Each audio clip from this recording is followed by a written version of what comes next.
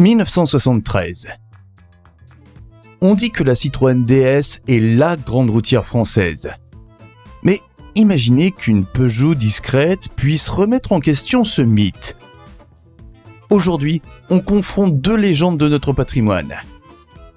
La DS, l'icône intouchable, et la 504 Ti, la routière qui a traversé l'Afrique sans broncher. Laquelle mérite vraiment votre respect ?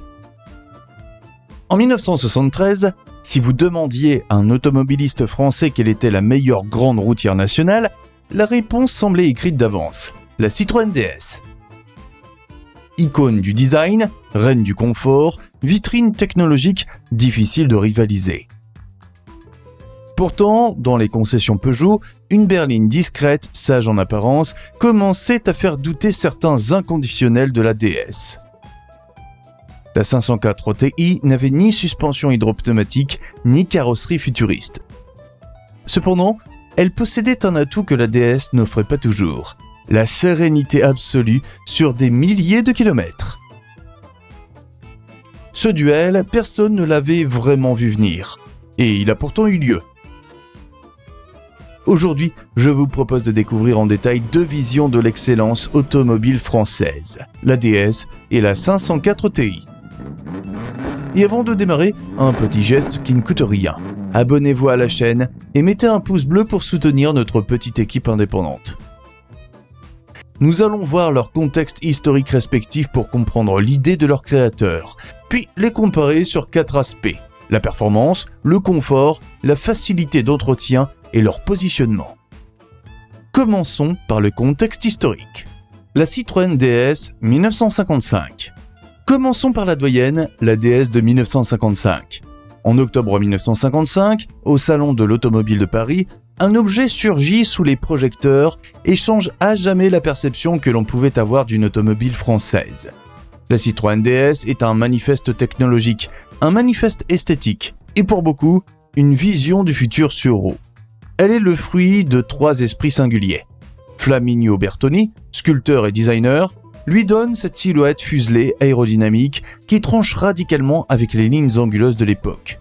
André Lefebvre, ingénieur issu de l'aéronautique, conçoit une architecture légère avec un centre de gravité optimisé et une tenue de route inédite pour une grande routière. Enfin, Paul Magès, autodidacte du génie hydraulique, invente cette fameuse suspension hydropneumatique qui va bouleverser les standards du confort automobile. À sa sortie, la DS semble venue d'un autre monde. Roland Barthes, dans Mythologie, le compare à un Nautilus ou à une cathédrale gothique, symbole d'une époque et incarnation d'un idéal technologique. Même ses jonctions de carrosserie, ses vitres parfaitement intégrées et ses surfaces lisses fascinent le public. Elle peut rouler, au besoin, sur 3 roues, et maintenir son assiette constante quelle que soit la charge. Une prouesse qui vaudra à une DS présidentielle de sauver la vie du général de Gaulle lors de l'attentat du Petit Clamart en 1962. 2 pneus crevés, une route humide, et pourtant l'auto reste en ligne et prend de la vitesse pour sortir de l'embuscade. Dans les années 60 et 70, elle devient les choix des notables, des vedettes, des ministres. Et pendant 20 ans, plus d'1,45 million d'exemplaires sortent des chaînes. Et jusqu'à aujourd'hui, son design reste intemporel. Cependant, derrière le mythe, certaines voix soulignent aussi ses limites. Un habitacle étroit pour sa taille, une mécanique qui n'a pas évolué aussi vite que son châssis, et un entretien complexe qui exige un vrai savoir-faire ou un budget conséquent. C'est dans ce contexte que, dans les années 70, un autre modèle, plus discret mais redoutablement polyvalent, va séduire une clientèle qui cherche autre chose que l'effet waouh de la DS. La Peugeot 504 Ti 1971. Septembre 1968. Peugeot dévoile au Salon de Paris une berline qui va marquer durablement les routes françaises et bien au-delà, la 504. Sa silhouette signée Pininfarina, à la fois élégante et moderne, tranche avec les lignes plus arrondies des concurrentes. Peugeot veut alors s'adresser à une clientèle familiale, bourgeoise et fidèle, aussi aux professionnels exigeants. La présentation, initialement prévue au printemps, avait été retardée par les événements de mai 68. Qu'importe, lorsqu'elle arrive enfin sur le stand, la 504 respire le sérieux industriel et l'ambition de durée. Dès l'année suivante, elle décroche le titre de voiture européenne de l'année 1969, preuve que la presse spécialisée et le public y voient une synthèse réussie. Rapidement, la gamme s'étoffe. Berline classique, version à toit ouvrant, puis break et familial viennent élargir l'offre. Le coupé et le cabriolet, eux, sont dévoilés en mars 1969. Toujours signé Pininfarina, ils incarnent un raffinement rare pour une Peugeot de grande série. L'exportation s'organise et la 504 commence à s'imposer sur des marchés très différents, de l'Europe à l'Afrique, en passant par l'Amérique du Sud. Au fil des années 70, le modèle traverse les évolutions réglementaires et les modes avec un minimum de modifications visibles. En mars 1978, le cap des 2 millions d'exemplaires est franchi. Dans la mémoire des conducteurs, la 504 devient synonyme d'endurance. Et cette réputation se forge aussi en compétition. Elle cumule les victoires en rallye. La 504 s'impose au rallye du Maroc en 1975 et 1976, et à l'est de l'Afrique, elle remporte les éditions 75 et 78 du Safari Rally. Toutes ces victoires renforcent son image de voiture capable d'affronter les conditions les plus extrêmes sans faillir. En France, la production de la berline s'arrête en 1983 et la carrière de la 504 ne s'achève pas pour autant. Les chaînes continuent de tourner ailleurs dans le monde, Argentine, Kenya, Nigeria, jusqu'en 2005. 40 ans après son lancement, elle reste encore présente sur les routes de plusieurs continents. La 504 Ti, version haut de gamme de la berline, s'inscrit dans cette histoire. Destinée aux conducteurs qui voulaient le meilleur de Peugeot, elle a su séduire un public averti, prêt à comparer sans complexe cette lionne à d'autres reines de la route, y compris la mythique Citroën DS. Le duel DS versus 504 Ti. Maintenant que vous connaissez mieux nos deux combattants du jour, restons dans le vif du sujet. Laquelle est supérieure à l'autre ? Commençons par un point important. La performance.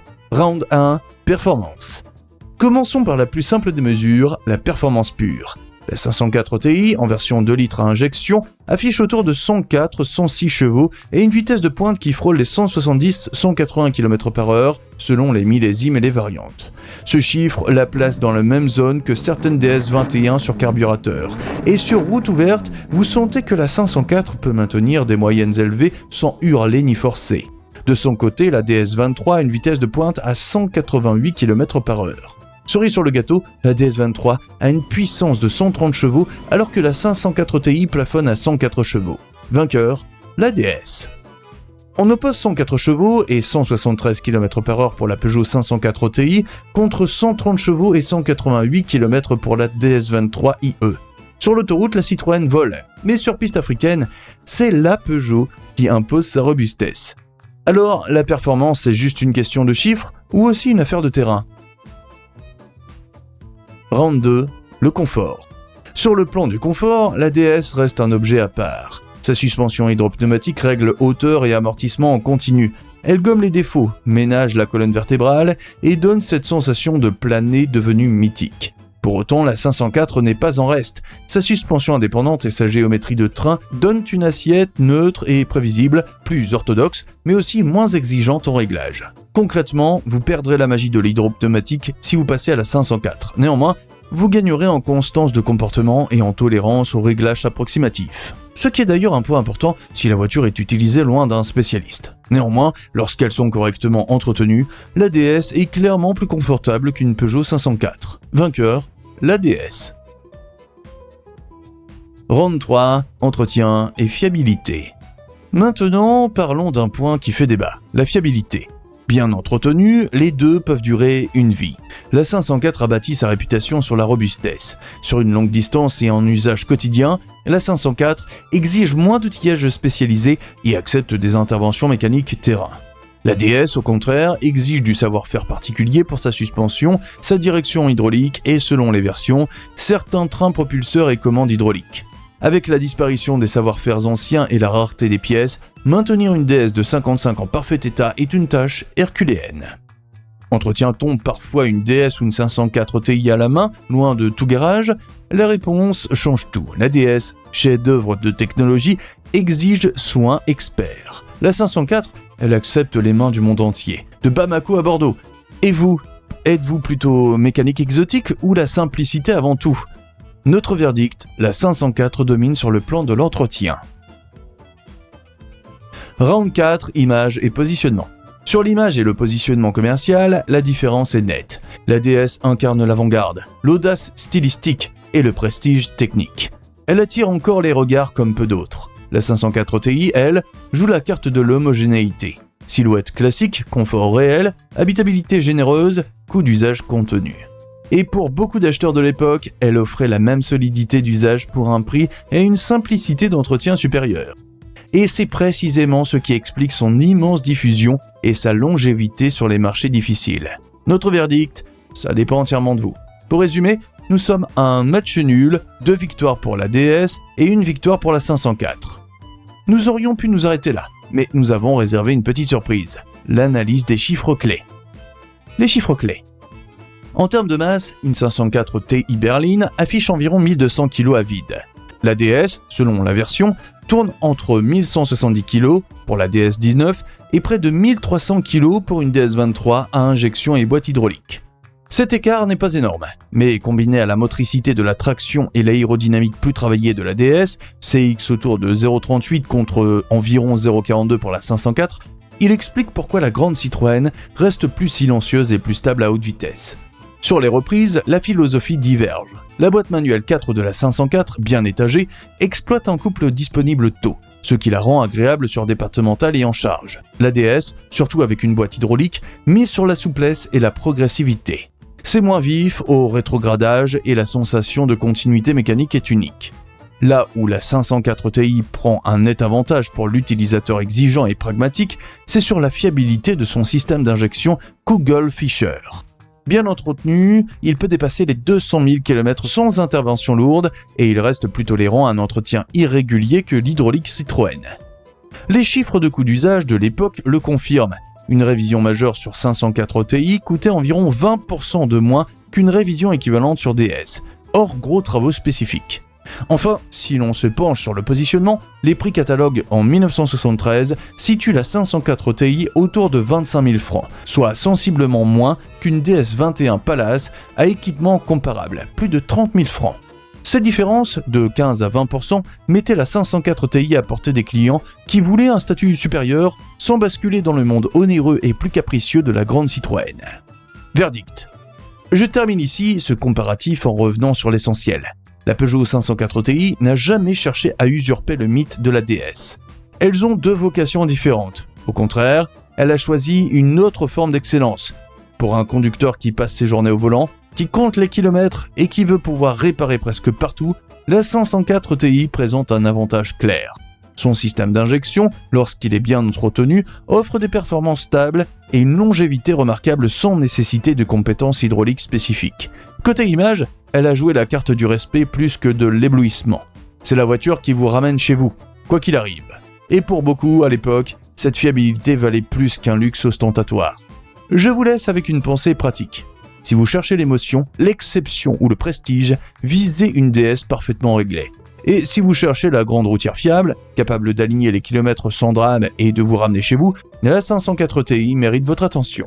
Dire que la 504 Ti est meilleure qu'une DS serait trop simple, cependant l'histoire ne s'arrête pas là. Car après 1975, la CX va reprendre le flambeau de la grande Citroën, tandis que Peugeot ferait évoluer sa gamme vers la 505, héritière spirituelle de la Ti. Mais ça, c'est pour une prochaine vidéo. Alors dites-moi en commentaire, Team Citroën DS ou Team Peugeot 504 Ti? J'ai hâte de lire vos avis, et on se retrouve très vite dans le garage français.